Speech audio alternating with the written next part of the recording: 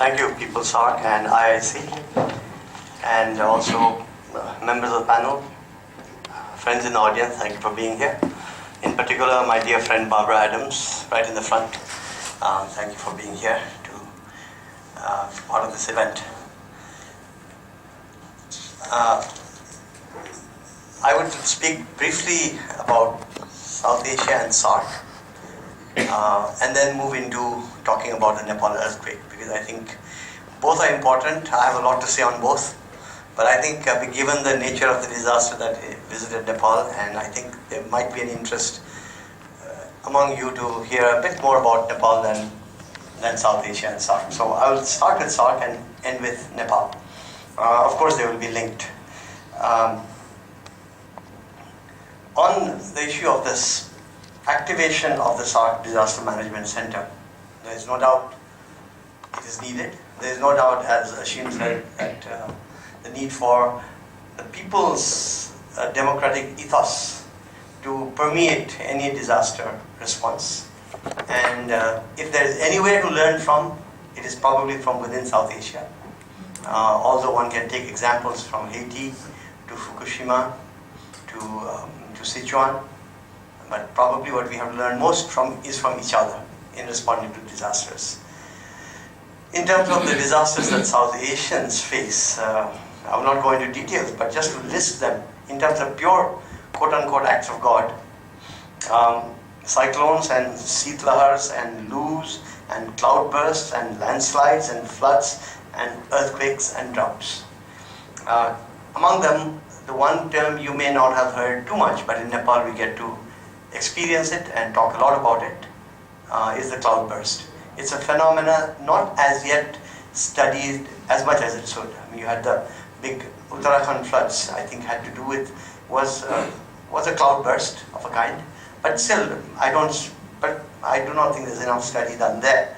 Then you've got the longer range disasters that are enhanced by humans or created by humans. You've got, only to name them, climate change as a slow rolling disaster. Who knows where that will take us. Then there is the brown cloud. Again, the Asian brown cloud or the South Asian brown cloud. The enormous creation of soot and dust through everything from winter agriculture to diesel generation and coal, dirty coal, I think imported from Indonesia. And if you're living on the westward, eastward side of the Indo-Gangetic plains that is spewing out all this smoke, you get it right between the eyes. So these are cross-border pollutions, not enough talked about. Nepal, it is true now you don't get to see the mountains as much as you used to, the Himalaya, because we are on the path of the westerlies that picks up dust from as far away as Iran, but smoke and soot and agricultural dust from Sindh and from Haryana and Uttar Pradesh and Punjab. All of them actually lead towards disasters, whether we regard them as an immediate disaster that happens suddenly or not. In that context, I think the SAARC Disaster Management Center needs to plan its work and activity. But the problem, as has already been mentioned earlier, is that the SAARC Disaster Management Center can only be as dynamic as the SAARC Secretariat, and the SAARC Secretariat can only be as dynamic as the 7 foreign ministries allow it to be. So, but then there is no need to weep too much about it, because we all know that's where it is at. So within that constraint, what is it that the South Asia disaster response can be? The SAARC disaster response through the SAARC Secretariat. I think if we look at it within those limitations, knowing that those limitations will not go away for some time yet. Why? Because the answer is, why was there no SAARC response, but why was there an Indian response and a Bangladeshi response and a Sri Lankan response? Because we still do not have a SAARC sensitivity or a collective sensitivity, that if the SAARC project or the South Asia project succeeds somewhat in the decades ahead, you may find a disaster where there is actually a collective, a political mood within each of the countries, not to have your government go out there, show its heroics, and get credit for it, which is not always a bad thing, because the reality on the ground is that there is support. But there may come a time, but the time is not there with us at this point. I mean, we're not there yet. And I think nationalism and heroics are also connected to support in times of crisis, cross-border support. So we need to look for the day when there is a collective response. That's as much as I would say on that. I could add one point that the biggest problem with SAARC as an organization is that it has got to work unitarily, all 8 countries at one go, and therefore the cross-border bilateral element is never promoted within SAARC. There is a move, I know, for at least, even if you cannot discuss political events, perhaps you could discuss non-political events and act in non-political, non-geopolitical arena. For example, the SAARC Development Fund that has $300 million hanging fire, the fact that nobody has, even until Sheel Sharma ji mentioned it now, I myself had not even thought of that. That's so far out of our vision, that amount of money within the SAARC organization is. And I do agree that one has to take steps that are out of the box, but thinking out of the box is difficult in an organization such as SAARC. It is also difficult to share data. It's very interesting that Nepal has probably more seismic sensors per 100 square kilometer than any other countries of South Asia. It was due to a support given, because Nepal functioned in foreign aid, as you know, the National Science Foundation a few years ago. The first alert for Nepal was given by the seismologist Roger Wilhelm, who is actually one of the experts in Himalayan seismicity, but is actually banned from India. India may want to look at its own geopolitical and people's security by lifting that ban, just because he has a lot to share about earthquakes. Anyway, he arranged for these seismic meters all over Nepal, which is why, incredibly, for this country that is supposedly so backward, everybody by now is an expert on earthquakes. There's a little shudder, as there was one the day before, in the evening, the day before I left for Delhi, and within minutes you already know which is the epicenter, what is the seismicity, what is the Richter scale on that one, and people have become little experts, but because of the science that is there. But it's not just the number of the seismic meters all over the country, but the fact that Nepal shares the data. As far as I know, this data is guarded in India and in China. And it might be useful, like one could understand where, for all the problems that visited Nepal, the FM radio revolution for which Nepal is exemplary, perhaps there is something to be learned even from Nepal, which otherwise tends to have to learn from other countries, and the seismic meters and the sharing of data, because we know water data when it comes to flood, seismic data when it comes to earthquakes, they tend to be guarded as strategic secrets.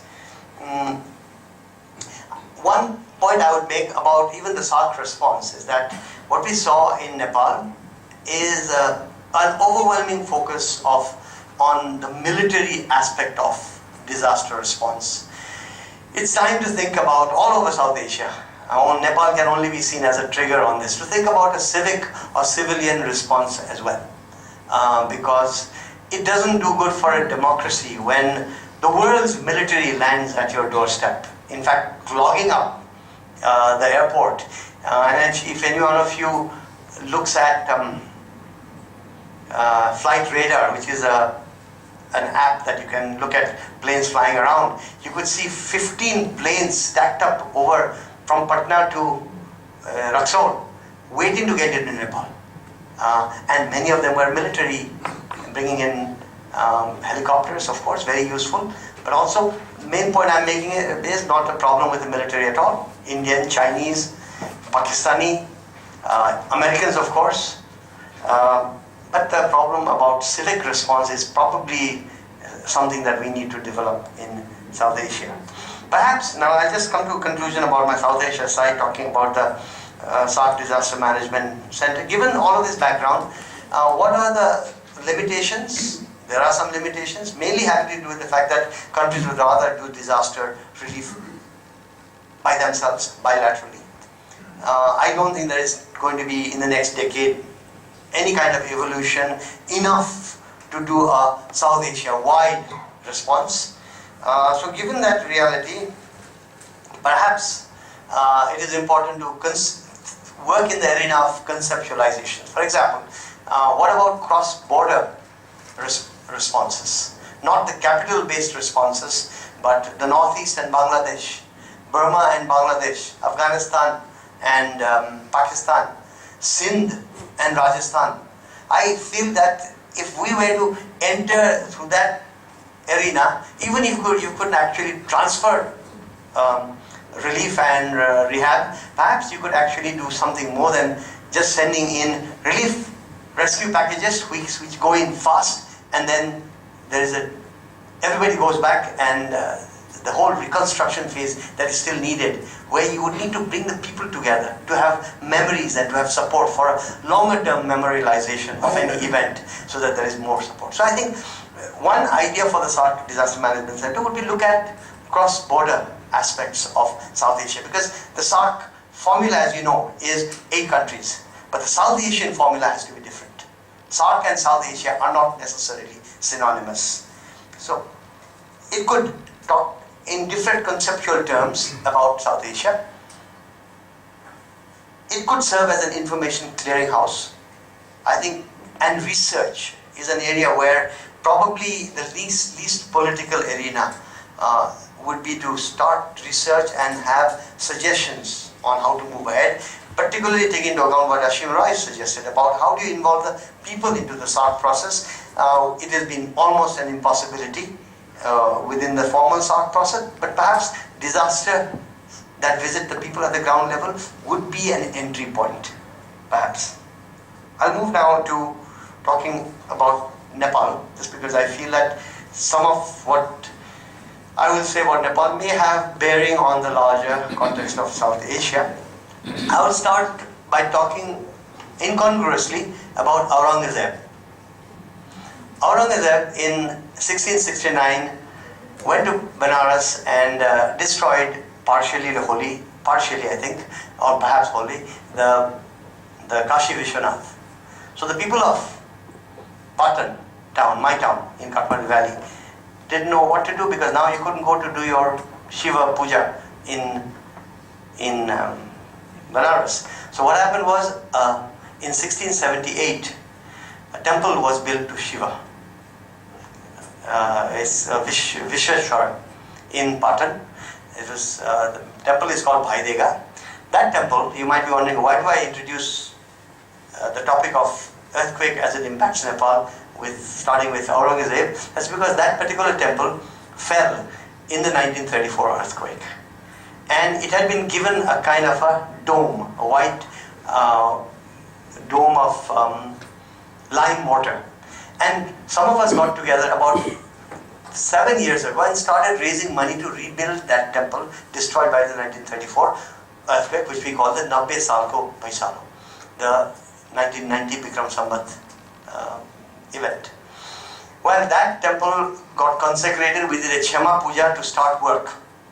And within a month, we had destroyed temples all around us. From the Paisalo of 2072, the 2015 earthquake. So the point I'm making is the time it takes, the cost it will take to rebuild is going to be massive. We had one temple to rebuild, and we had just started on it after raising funds, because the cost of wood, the cost of karigari, the cost of artisans, everything is shot through the roof, and it took us 7 years to raise the funds, and now there are temples fallen, stupas fallen, monuments fallen all over Kathmandu Valley. That's why I start my presentation on Nepal by talking about Aurangzeb. Now, the certain specifics about the disaster in Nepal. I've written that it was a very class-conscious earthquake, meaning that it was the houses that used mud mortar that fell. And it was the poor that used the houses, that have houses with rocks or bricks not interlinked at all and bound by mud mortar, and the monuments. And I can only describe for you a visual from Sindhu Palchok west of Kathmandu, where the camera pans, actually mobile phone pans across the landscape, and you see very harsh terrain, and there are puffs of smoke or dust all over the landscape, scattered all over, like it is a battlefield receiving mortar rounds. What those puffs indicate, each one of them is a house that has fallen. And so we had 5 lakh houses completely destroyed. And as was suggested earlier, 9,000 dead. Among the dead, and about 25,000 wounded. Among the dead, what is interesting is the demography. Among the adults, 37% were women, 30% were men, till the data from about a week ago. 17% were girl children, 15% were boy children. Some of this can be explained by the fact that the men folk are away in the Gulf, or in Malaysia, or in India, in Bangalore, in Bareilly, because of the nature of the Nepali economy, which is just refused to move ahead, even in modern times, because of political chaos that continues to this day. And I'll end by talking about the political chaos vis-a-vis the Nepali earthquake. But I'm taking too much time, so I'll rush on now. So, the women, it was a Saturday, so not enough. We got saved because it was a Saturday, because the children were not at school. Many schools came crashing down. It was all a Saturday, and so and it was also after the morning meal. So most of the men folk and the children were out. Some of the women were still cleaning the earth at 11:56. And that is probably why, various reasons why there were more women. Also, in some cases, as we saw among the debris, the women rushed in to save the children. So that is a bit of the demographics. There is much more, of course, which I will not get into. The social justice aspect is going to be very, very important in the response to this earthquake, because Nepal, as you may know, has, on the other hand, become such a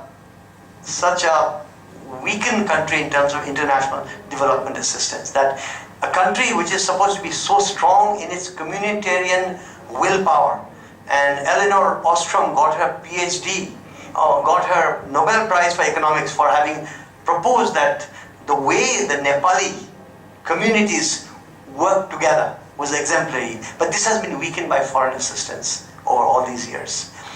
Then the ability of the Nepali people to respond to disaster could have been much better had we had local government elections, which meant accountable local bodies at the village, district and municipality level, at the ward level.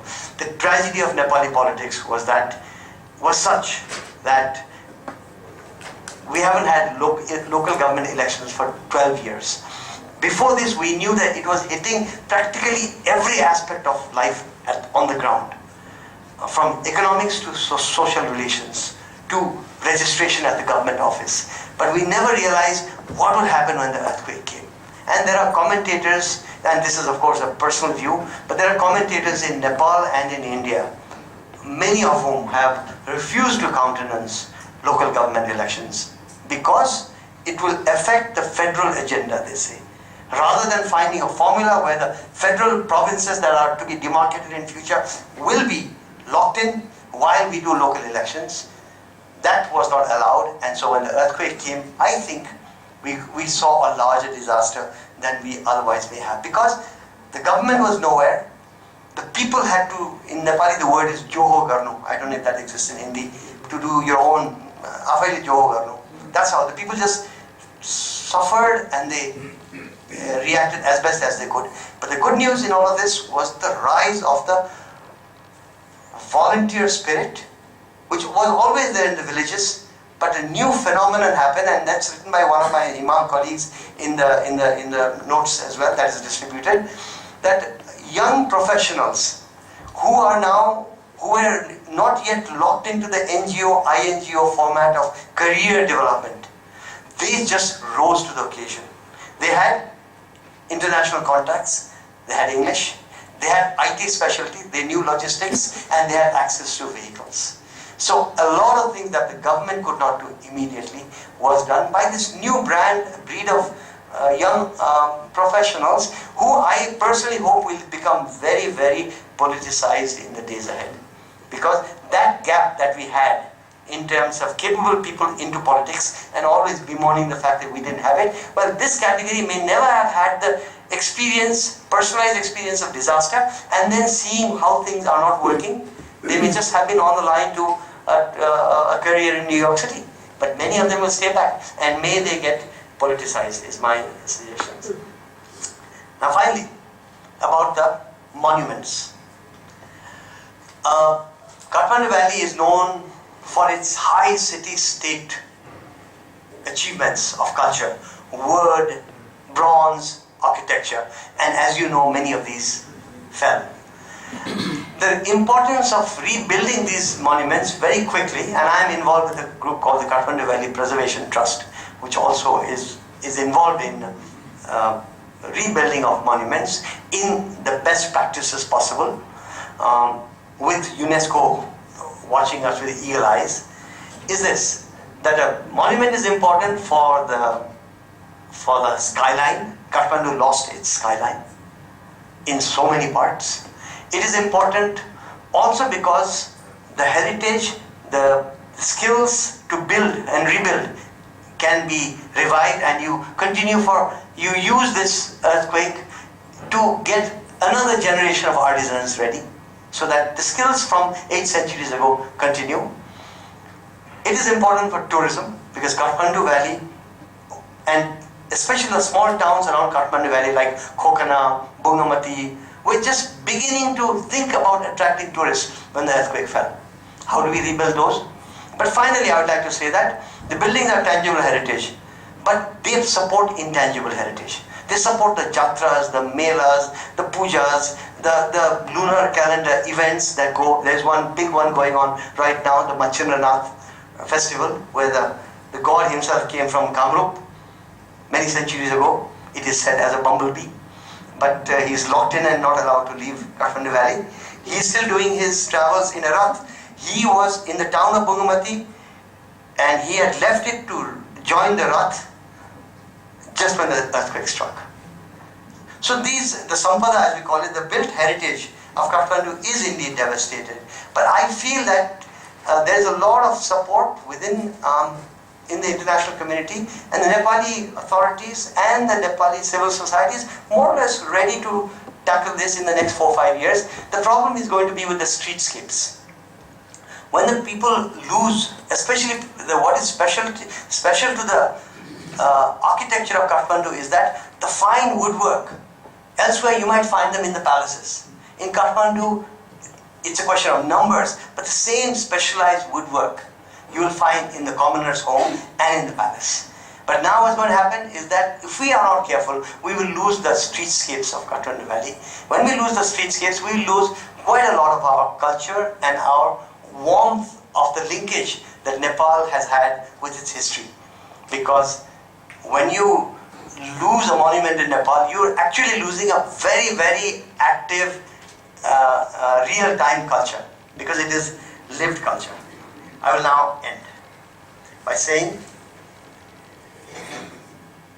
that, speaking about the people beyond Kathmandu Valley, there were the 14 districts that were badly affected. Nepal has 75 districts. So we do need to have a sense of perspective. It was not a great earthquake. It didn't touch 8 Richter. It was an earthquake. But that impact on the 14 districts has devastated the entire economy. The people who have been, as you know, polarized for various reasons by various forces over the years, community versus community, there's been a gelling as of now. The 75 districts, the 61 districts are also looking at the 14 and feeling for the 14. But of course, the whole economy is affected. Pokhara, which was not really affected, has no tourists. Jomsom, Mustan, which was not very much affected, has no tourists. Likewise, the economy as a whole, GDP is expected to be down from 5 to 3.5% maximum. So, when we come out of this, you realize that there's something that us city folks, some of us even Anglophone, don't realize certain aspects that the people have in their hearts. The one building that got the most attention within Nepal and the least attention worldwide, the one imarat that fell, was the minar known as Dharara. Dharara was to some a nondescript building. It was a minar, like so many minars. It was built by Bhimsen Thapa to emulate the architecture of Awadh. It is said to show off to the British, who were expanding themselves in the Indo-Gangetic plain. But for the people of Nepal, it turned out, and I was surprised to note this as Dharara fell, that all over Nepal, far beyond the 14 districts, which are of course hit hard and people were enormously in distress, everybody was saying, Sune ho Dharara dhalere. Did you hear? Dharara has fallen. What that indicates is that somewhere in the Nepali heart, there is a sense of state, and Dharara, unlike even the temples and the monuments and the darbars, indicated the, if you will, the secular state, the center of the state which is supposed to give you support in time of need. And that symbol has fallen.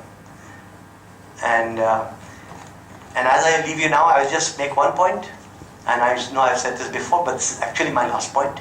It is that the issue is of livelihoods. We were saved from more deaths than there might have been, because by the grace of nature, the earthquake struck on a Saturday at 11:56, which I have talked to you about earlier. The houses fell. 4 lakhs houses fell, 9,000 people died. I mean, these houses were razed, and these were houses with made of heavy boulders and heavy brick and heavy wood. But many people were saved, but the livelihoods are gone. So what we need to look forward to now is, can we, at a time when there's going to be so much opportunism rather than we need to take advantage of the earthquake as opportunity, because it has happened. Now the only thing we can do is take advantage, but we can already see the opportunism moving in. How do you stop that, and how do you make sure that we can actually convert into a country where there are livelihoods for a country, or people that have been cheated by history for 2 centuries and more? Thank you.